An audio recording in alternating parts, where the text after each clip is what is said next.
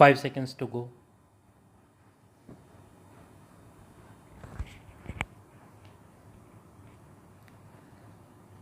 Start.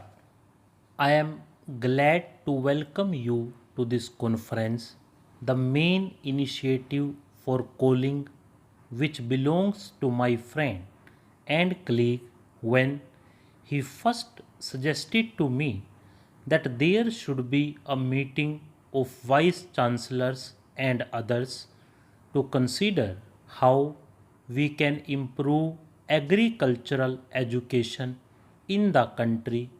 I readily agreed. There is perhaps no single issue which is of greater importance for the future well being of our country. A hard fact which we must face is that the economic life of India is not properly balanced between agriculture and industry. Though there has been considerable development in industry in India in the last 50 years, we cannot by any means call India an industrial country. The basis of our life is still agricultural, and the vast majority of our people depend on agriculture for their livelihood. In fact, curious as it may seem, the pressure on the land has, on the whole, been increasing in spite of the growth of our industries. It is therefore all the more regrettable that we cannot produce enough food even to meet our requirements. Roughly 80% of our people are in some way or the other connected with the land, and yet we have to depend upon foreign countries to get enough food for our people. In sharp contrast, we find that the USA, where not even one fifth of the people work on the land, not only produces all its food but exports vast quantities to other parts of the world. We must therefore ask ourselves the reason why, with four-fifths of our people on the land, we are still deficit in food supply, whereas other countries which do not use even one-fifth of their manpower for the production of food are surplus areas. A searching inquiry into this problem is more necessary as our position has not always been so bad as it is today.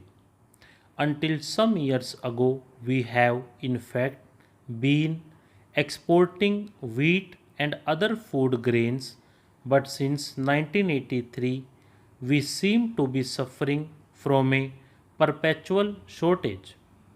You all know about the efforts of the governments, both at the center and the states, to increase the production of food through the Grow More Food campaign. I think you will all agree that the results have not been commensurate with our efforts in this regard as such. We know that the average yield of our land is one of the poorest in the world, and this is so in spite of the fact that the quality of our soil is perhaps second to none.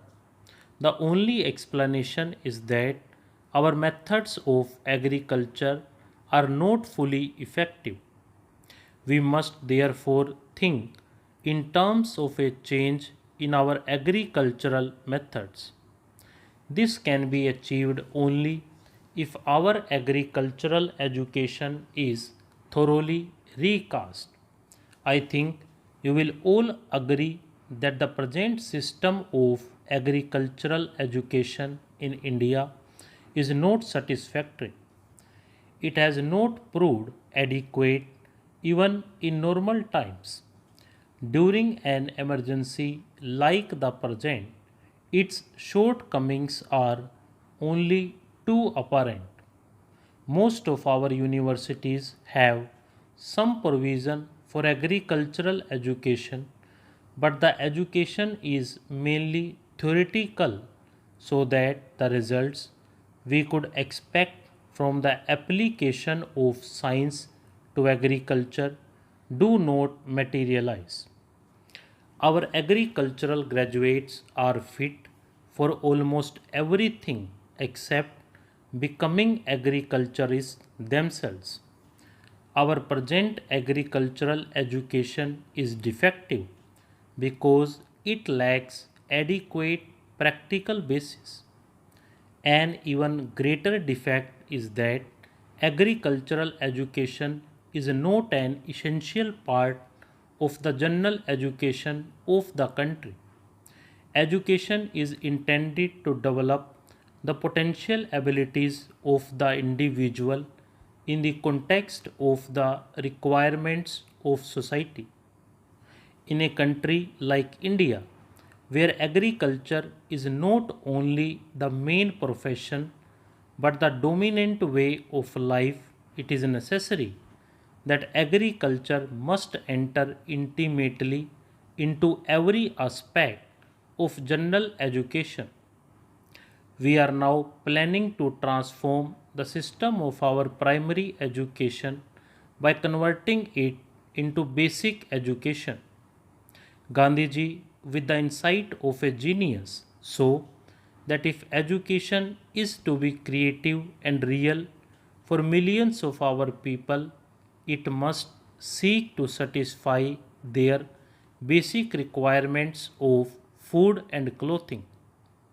Intellectual development can be adequate and satisfactory only in the context of satisfying these two basic needs. Our general education, especially in the earlier stages, must therefore give a greater importance to the theory and practice of agriculture. I have for some time been considering the question of having some kind of conscription by which all students in our colleges and universities would be compelled to work for a period in fields and factories. I have, however, come to the conclusion that for various reasons this cannot be immediately done. In Western countries, the labor of young people has been effectively and usefully employed, as the problem of these countries is primarily one of shortage of labor. In our country, if there is an excess in anything, it is that of manpower. It will not be incorrect to say that almost all Indians are underemployed. Stop.